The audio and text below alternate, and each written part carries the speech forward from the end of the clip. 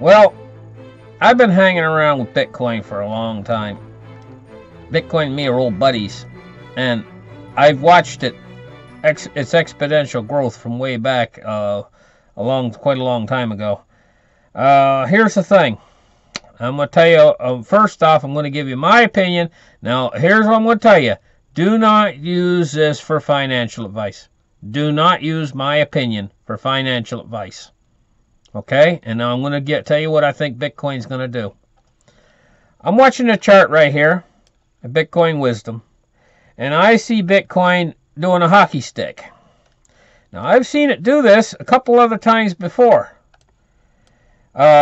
And what it does is, it does a hockey stick, and then what she does is she falls back after.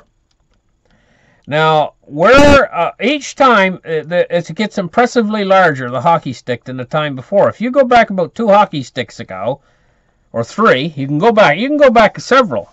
If you take a look at the long-term Bitcoin charts, you can take a look at several of these hockey stick formations that it forms every time. And each successive one that comes after the last one is a larger wave. This wave that it's making right now is exponentially larger than the last one. And it looks to me like it's still got a little bit of room to go. Now this is where I don't want you to use this as investment advice. But I would say, my estimation is that she's going to break through 20,000, not 20,000, but 2,000. She's going to break through the 2,000 US dollar range. And then it's going to start to meet some resistance. And what's going to happen is after she breaks past that crucial $2,000 range, I think she's going to drop back a little bit, consolidate, and then she's going to pierce through it a second time. And I think she's going to beat through it. And I think she's going to keep on going until she gets up around 2,400. And I think that's around the mark when she's going to 2,400, right along in there, where she'll completed this hockey stick formation, and then she'll go into a crash.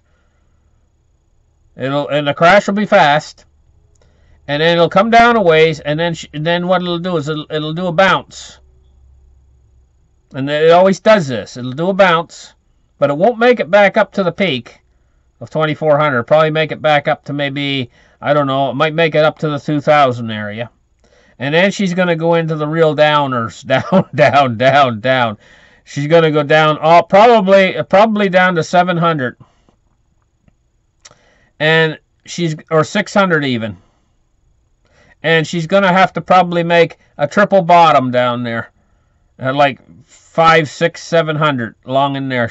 Over a period of the next year or two, probably the next year, she's going to be making this triple bottom down there, 500, 600. So you're going to have a buying opportunity to get in at $500 or $600 a Bitcoin. You'll have plenty of opportunity. But then the next time she makes this hockey stick formation, it's going to be exponentially larger than this time. So if you buy in at the 500 or 600 region, the next time, after we get this crash, the crash is coming, it's inevitable, I can see it. It's probably going to come around 2,400. This is what I'm thinking. And then she's going to go all the way down to about 500 or 600. She's going to bottom bounce for about probably the best part of the year. And then she's going to start to come back with a vengeance. When it comes back, it's going to come back with a vengeance. The next time, the next hockey stick. And that's when she's going to go up into the thousands, maybe $9,000, $10,000 on the next one. So you can buy in at 500 and you can ride it all the way up to 10,000. You're going to have that opportunity after she crashes this time. You'll have plenty of opportunity. So don't get panicky about buying Bitcoin right now. That's my opinion. And do not use, now I'm going to repeat it again, do not use this as financial advice. Now I'm going to talk about what Bitcoin's good for. I'll tell you what Bitcoin's good for. What it's wonderful at. Bitcoin was originally designed to be gold. It's gold. It imitates gold. And Litecoin is silver. And designed to imitate silver. There's 4 times more Litecoins out there, and there's a little bit faster transaction. They have a really high-speed transaction Litecoins. So anyway, Litecoins are great. Litecoins are great, by the way, and you'll have another opportunity to buy them too. For you guys out there, I would say that really the best thing is to get in after. Both of them are doing the same hockey stick maneuver, and they'll both do the same thing afterwards. And listen, next time is probably your last chance to get in. This next time coming after she goes back down again, it's probably going to be your last chance to get in at any reasonable price at all. And don't expect it when it goes back down. Don't expect it to go back down to $3 a Litecoin and $100 a Bitcoin. Ain't gonna do that. You ain't never gonna see those prices again. Just get it in your head. No, so now getting back to what Bitcoin's good for. Gold is great. You can hold it in your hand. It doesn't rely upon the internet. It's a great store of value. It's the most wonderful store of value in the world. Bitcoin is like gold. It simulates gold, except what it's good for is transferring money from one place to another. It is money. Bitcoin is the purest form of money.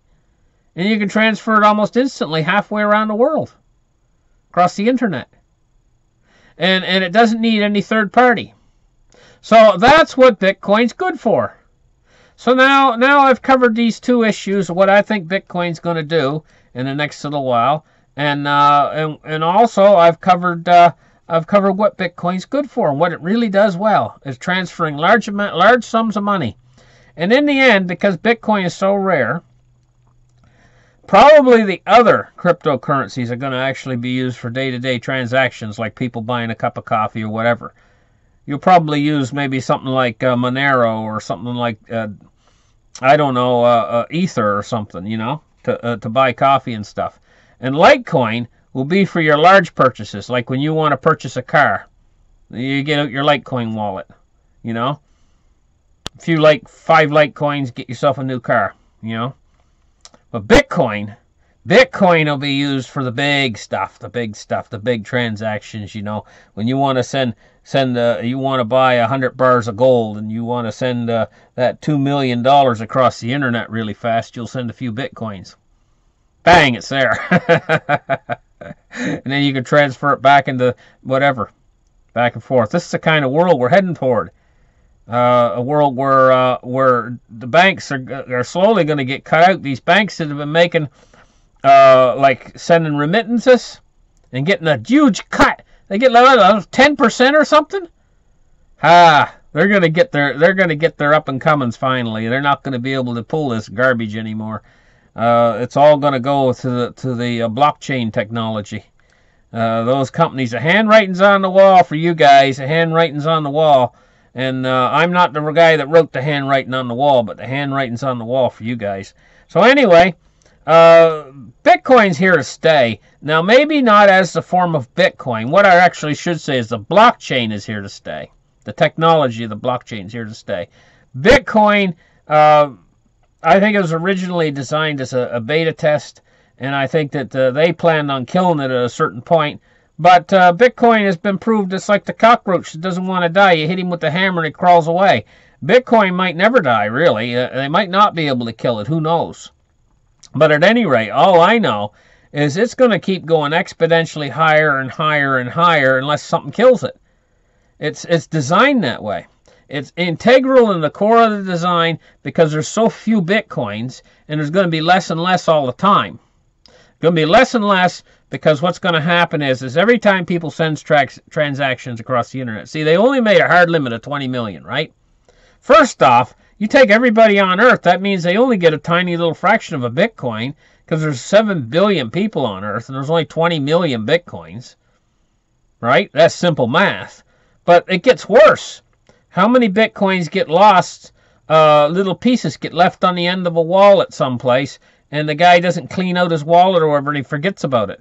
And he's got a little dib-dab in there, say 1/100th of a Bitcoin or something, or less than 100th, maybe 1/1000th of a Bitcoin in there. And it gets left in the wallet, and it gets left on a DAT file someplace, back in the corner someplace of his computer, and his old laptop goes to the dump, you know, and he forgot he had that little bit of a Bitcoin in there because it's only worth like $1 or something. And that happens over and over and over and over and over again, and it keeps nibbling at the total of 20 million. One guy lost 7,000, or so I heard, and because I think his girlfriend or something threw his laptop out and went to the dump, and he was in their dump trying to look and trying to find it, desperately trying to find it, I may add. One guy spent like something like 10,000 bitcoins on a pizza. But that's a different story. Thank you for listening. Like and subscribe, and we'll catch you in the next article. Bye for now.